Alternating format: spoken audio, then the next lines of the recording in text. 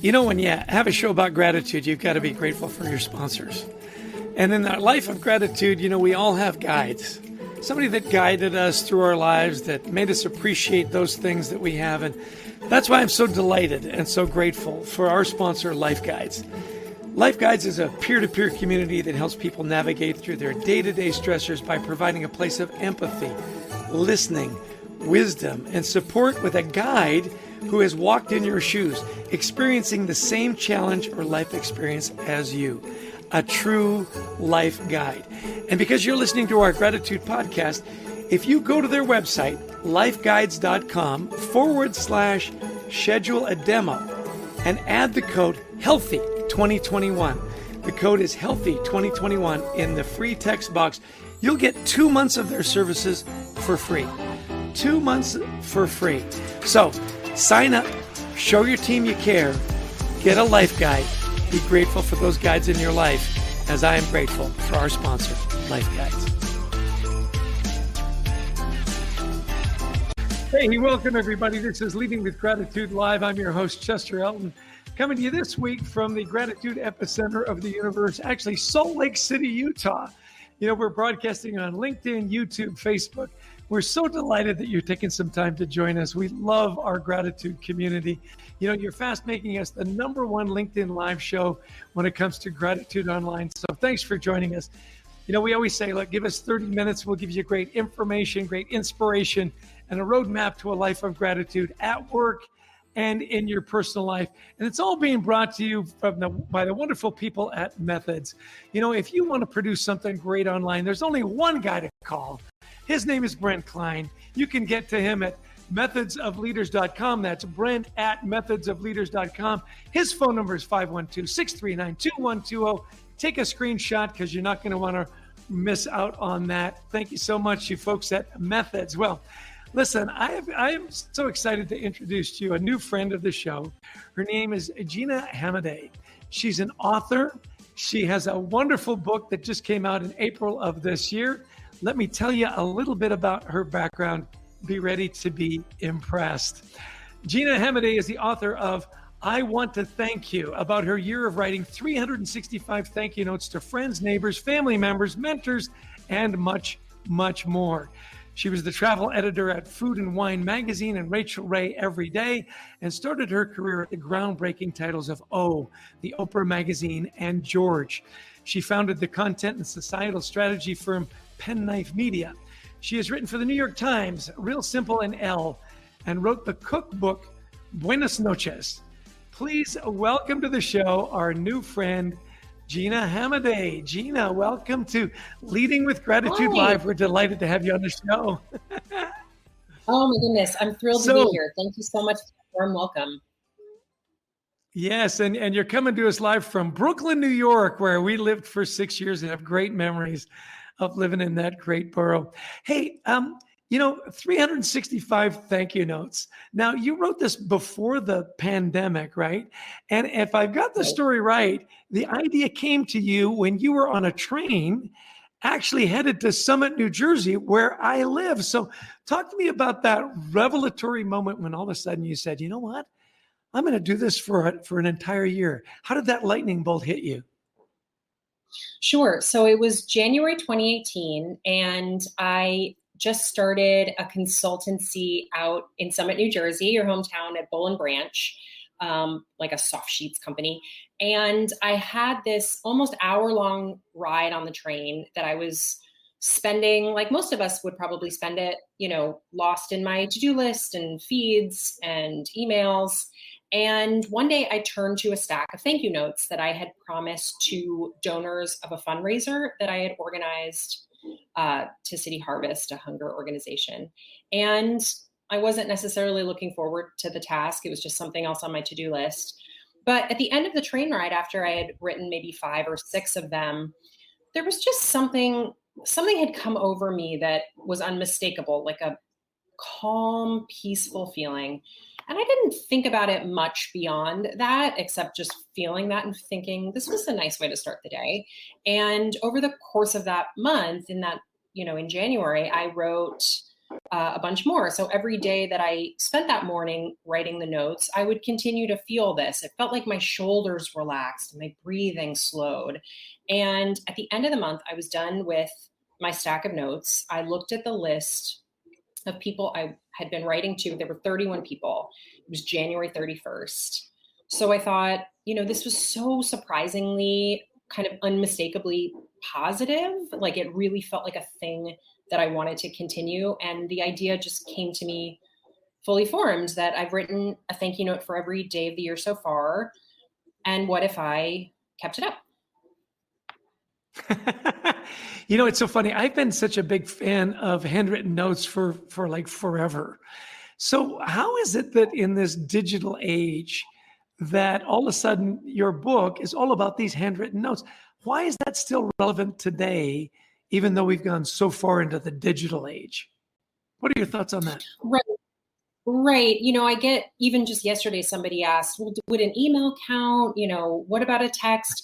And, first of all, any way a person wants to express gratitude is, A-okay by me, and there's no rules. But I think, the difference with this, a few things. One, that feeling, that focus that I was getting, part of that was, escaping a digital screen and having a blank piece of paper and a singular focus, with a pen and a paper. That felt like part of the benefit to me. And then the benefit to the other person, the sweetest email on earth is still not something you're going to probably print out. I mean, God, go for it if you want to, but it's just not the medium, So a note is a little present, that you might keep. So that's the difference to me in both the writing it and the receiving of it. It sort of elevates that expression of gratitude. I couldn't agree more. And, it's really interesting on our show. We have this unbelievable international audience. I just want to give a shout out to Namia from Tunisia, Victoria from Dallas, Texas. We've got Johanna from Panama, Monica from Kenya, Fatin from Saudi Arabia. So we're spreading the gratitude all over the globe with you here this morning. And by the way, as we're talking, if you want to share some of the ways that you've expressed gratitude, some of the handwritten notes that you've sent, please share them with us, because we've got our question command center in Wichita, Kansas. I was just in Wichita earlier. We've got Janice Perkins. We like to call her JP. She's going to curate that. Wave to the crowd. Yeah. By the way, Wichita, Kansas. I love Wichita. It's a great town, and we'll curate those questions and we'll send them to Gina and get you some answers. So feel free to put that in the chat box. Gina, it's really interesting to me. I agree with you on the digital age that a handwritten note is different. It's that uninterrupted conversation, right? You've written that idea, and what I love about a handwritten note is that it's always timely because people open it on their time. An email can be an interruption, or a text can be an interruption.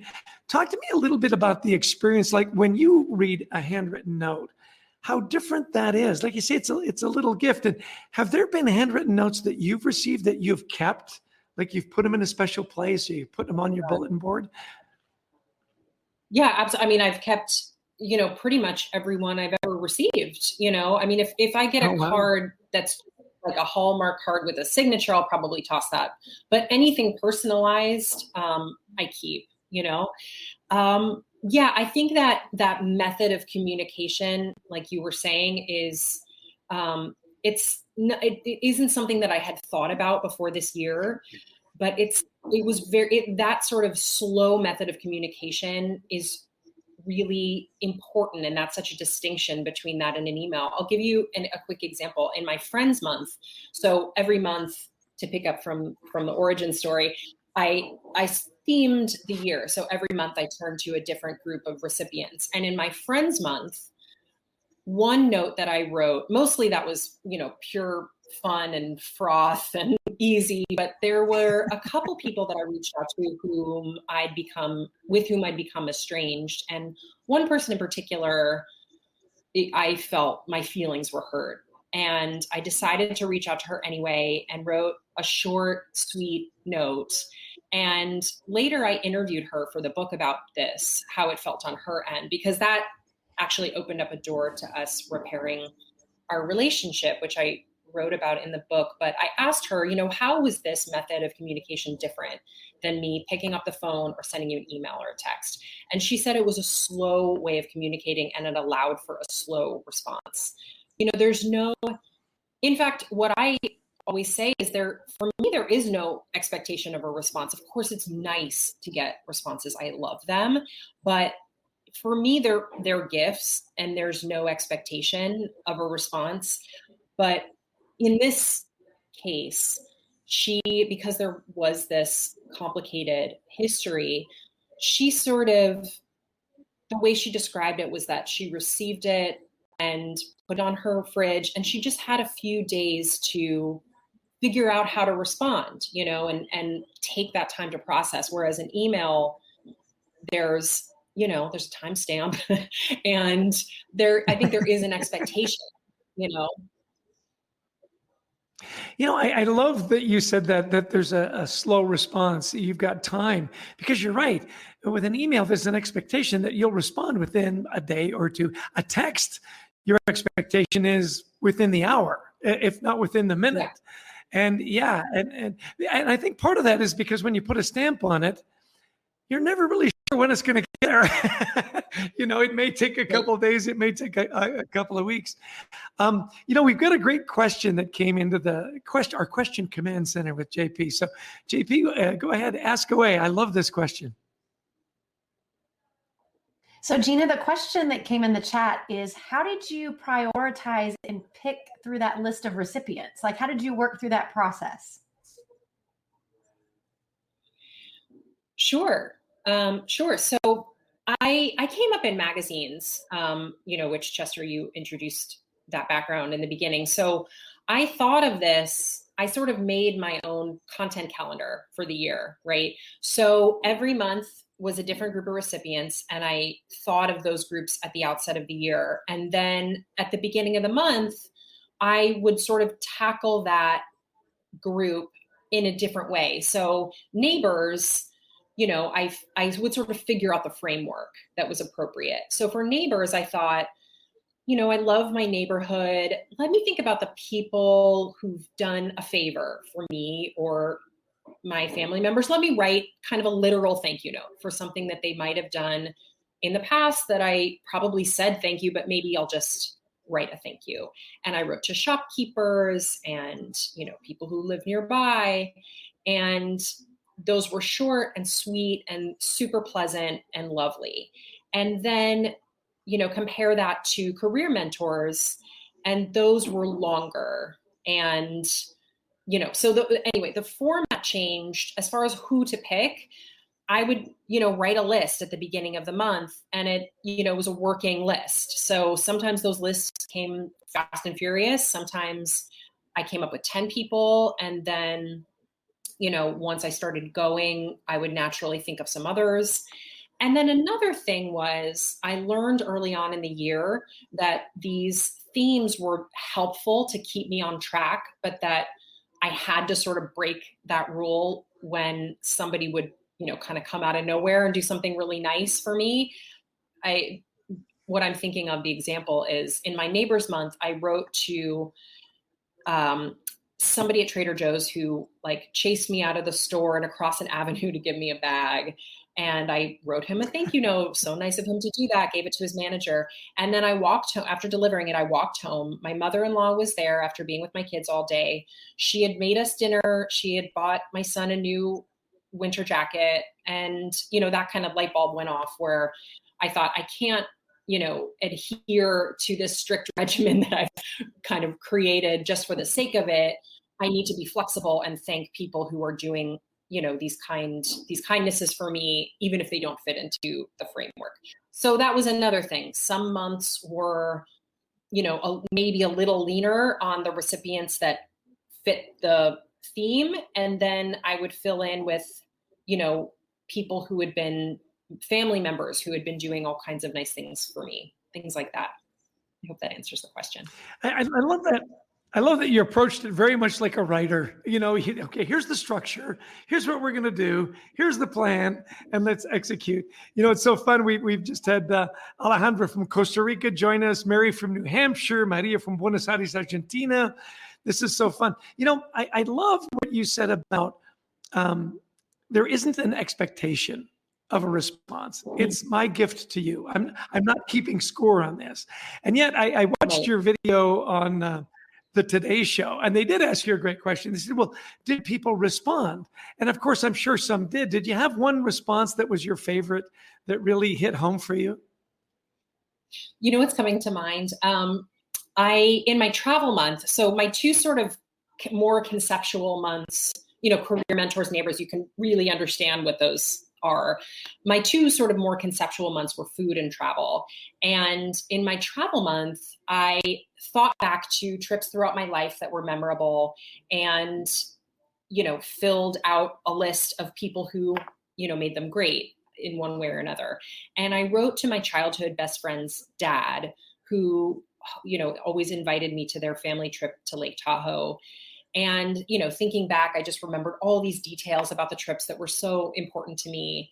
And they just made me feel like so much a part of their family on those trips. So I wrote him a note, and then he wrote me a lovely, lovely response. And the note that I wrote to him, I said, dear Mr. Goddard, because that's still who he is to me. And he signed his reply, "You can call me Ken." Which, of course, I'm I can probably call somebody by their first name at this point, but it's, he'll always be Mr. Goddard to me. Sorry. Yeah, no, I love that the connections that you make or that you reconnect, and those memories. Mm-hmm. And I'm sure it means a lot to people. It's like making a deposit, making an investment in a relationship. Right. And it's interesting. I want to take that investment idea and break and thank our sponsor. We've got a wonderful sponsor. A lot of people that listen to the show, they want to become better leaders. They want to become better parents or marketers, whatever their job is. And we've got a wonderful sponsor, Methods. And it's really interesting. There's all kinds of great courses. Marshall Goldsmith, who's the greatest executive coach of all time, has got a course there. To learn more about the courses, you can go to methodsof.com. Sally Helgeson is there about how women rise. Hortense Gentile about how to align yourself with your work and your life. Martin Lindstrom, one of the great marketers that we've ever met. I've even got a course in there on teamwork. Well, because you're listening to our show, we've got a great offer for you. And as you explore methodsof.com, if you see a course you like and so on, you can save 50% when you go to checkout if you just put in Gratitude 2021. So take a snapshot of this. You won't want to forget how to get there, and what your discount is methodsof.com. Gratitude 2021 at checkout for 50% discount. Well, I knew this would happen because the subject is so wonderful around gratitude and thank you notes. It's so personal. Janice Perkins in our question command center is getting a bunch more questions. So let's go to JP. And I know you've got a couple of more questions for Gina. Go ahead. Take it away. Hey, Gina, I'm actually going to combine these two questions and let you take both of them. What was the biggest surprise to you after the year? And what were other long-term habits that it created for you? Both great questions. So many surprises throughout the year, but one kind of overarching one was one of my intentions in doing this was to reestablish connections that have maybe fallen by the wayside. But I was surprised at how it sort of altered and strengthened relationships that close relationships with family, with my husband, with my mother-in-law, with my mom.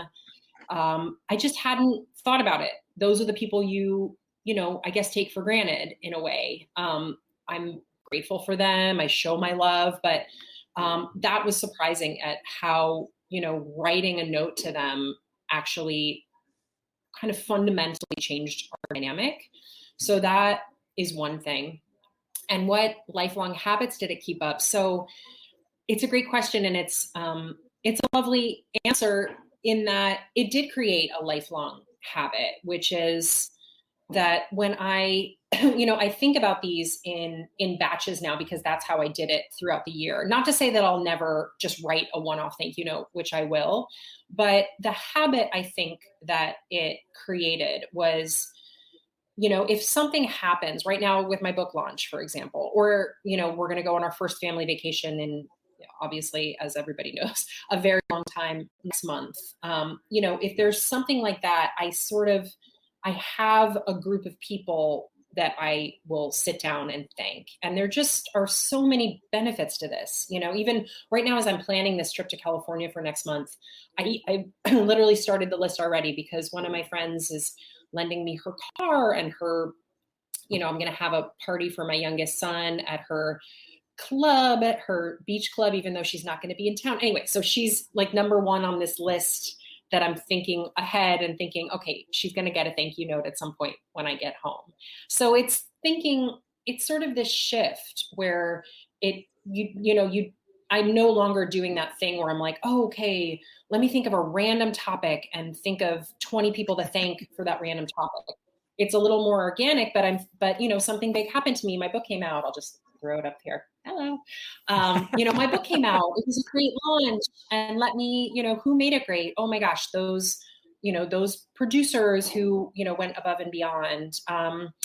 Chris Shembra, who, introduced me to you, and, I'll list those people out. And when I have time, and there's no huge rush on this, I'll sit and think about it and let those warm, grateful feelings kind of flood me and give me all those benefits that I had initially felt on those train rides to Summit, and then spread that joy out into the world. So it's something I'll continue to do. It's really interesting, Gina. And I want your opinion on this. I think you're going to agree with me, is that, you write these thank you notes, and certainly the people that get them are appreciative.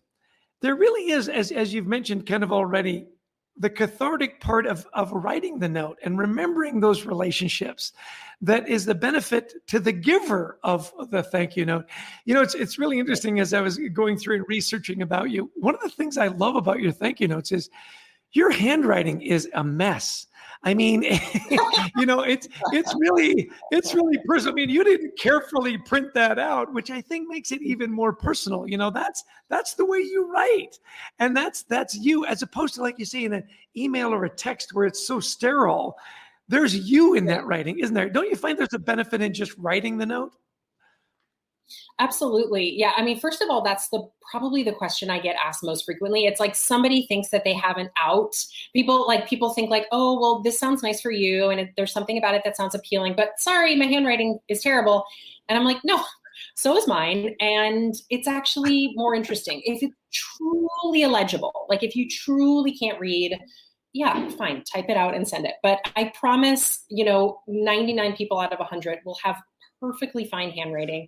And yeah, that's what makes it interesting. I mean, beyond that, it's like, if I write 6 in a row, at some point I might kind of, I don't know, maybe my brain gets a little foggy and I'll kind of start meandering, and then I'll just cross something out. I don't know. It's like a normal conversation. It's so much more interesting.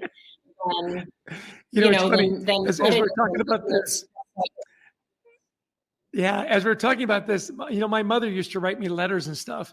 And part of the fun about getting her letters and her notes was I'd sit down with my wife and I'd say, what do you think that word is? We'd go through that because she had this script. It was like we needed a Rosetta Stone. Well, listen, our time is quickly coming to an end. We want to give a shout out to Elroy in Kansas, Eunice in South Africa, Ronak from Iran. We've got one more question in the question command center, and then we're going to start to wrap things up. But JP, I love this question. Go ahead, take it away for the last question of the show. Hey, Gina. So the question is, what kind of advice would you have to get a leader started who wants to incorporate this kind of mentality into his team, workplace, company? Great question. And it's one I'm starting to really, answer in a really specific way. I'm trying to figure out how to share this with corporations in this way. I think the first thing I would do is to sit with the team and give them a little assignment, and just start slow with think of one, perhaps one colleague, one client, and one, I don't know, like outside partner, if that's appropriate, if there's like an outside social media team, something like that, that you feel like has gone above and beyond in some way, or has been very kind in some way, and write that person a note about it. And it doesn't matter if it was a long time ago, timing doesn't matter, and it doesn't have to be very long. And just try writing those 3 notes and sending them out, and just, I don't know, see what happens, see what comes of that. It's so interesting that you say that, because in our work, our book, Leading with Gratitude, which this, show is based on, we would challenge leaders to write 3 notes a week for 3 weeks. Not a big ask, and see what the response is. Just 3 notes for 3 weeks. Right. Feel free to steal that, by the way. There's no copyright on that exercise. Well, Isaac from Zambia has joined us. Hitendra from NYC. Ahmed from Saudi Arabia. I'm headed to Saudi Arabia, to Riyadh, in December. Excited for that. Gina, tell us where people can find more about your work. What website do you want them to go to? Sure. So GinaHamaday.com, you can see the spelling of my name right there, has a link to, you can sign up for my newsletter. You can order my book. My book is sold anywhere where books are sold in America anyway right now. And you can follow me on Instagram through there too. So GinaHamaday.com is a good hub. Excellent. Well, listen, as we start to wrap up, tell me, of all the conversations you've had and the conversations we had in the show, if there's one thing you want people to remember about your book, about thank you notes, what would that one thing be? The one thing would be, we all know that, if you're here, you probably know that gratitude is good for you. It's been proven again and again. This is something that we know if we have skimmed headlines, but expressing gratitude is where the magic happens. That's where you take those feelings that are so beneficial for you and you share them with the world. And all kinds of wonderful things happen after that. As we kind of come to a close here, I did want to shout out one more thing. In December, if I've got this right, you wrote a little thank you note, a little love letter to your husband every day. How did that change your relationship? Yeah, it was an interesting experiment. It was, we have 2 little kids. Now they're 5 and 8. At the time they were 1 and 4, turning 5. And, it's busy around here. So what it really did, because, a lot of those thank you notes were about, the music he played in the morning, the wine he picked up on the way home from work, little things, but things that were kind and that, enhanced our life in some way. And it really it was a nice way for me to shift, that thing that we all probably do, which is track everything I'm doing, like that running list of like, okay, like, does he even know who the teachers are? Or, that sort of thing that you do. And it kind of helped me shift what I do all day long and helped me see what he does, because we're all doing too much, and it's easy to get into that unhealthy spiral of keeping score. And this really helped to equalize that, and also to introduce this gratitude into our relationship, which is still happening, which is we really both understand now how important it is to say, oh, thank you for putting that load of laundry in, or like, thanks for finishing, I meant to get to it, but you did it before me. Thank you so much. It's just, and yeah, I did the laundry yesterday. He'll do it tomorrow. But that doesn't matter. It's, who did it today gets the thank you. It's just an acknowledgement that makes things so much nicer. It's I find the little, otherwise things can just get poisonous quickly. Even with, we have a great relationship, but it's still just when there's too much to do, you can keep score easily. Yeah, yeah. And we tend to take our spouses for granted. I love that you did that. Okay, in 5 seconds, where did you find your gratitude today? And then we've got to wrap up the show. Oh my gosh. I found my gratitude today. My dear friend sent me the first pages of her script and I read it, and I don't know. I'm thankful for my dear friend that we're in touch almost every day, and it's just a lovely thing. So anyway, I'm thankful for my dear friend, Mari. Excellent. Well, hey, this has been Leading with Gratitude Live based on our best-selling book, Leading with Gratitude. Hey, again, I want to point out, if you want a great production, if you want to do this online production, the best producer on the planet is Brent Klein. And you're going to want to take another screenshot of this to contact him, Brent at methodsofleaders.com, 512-639-2120.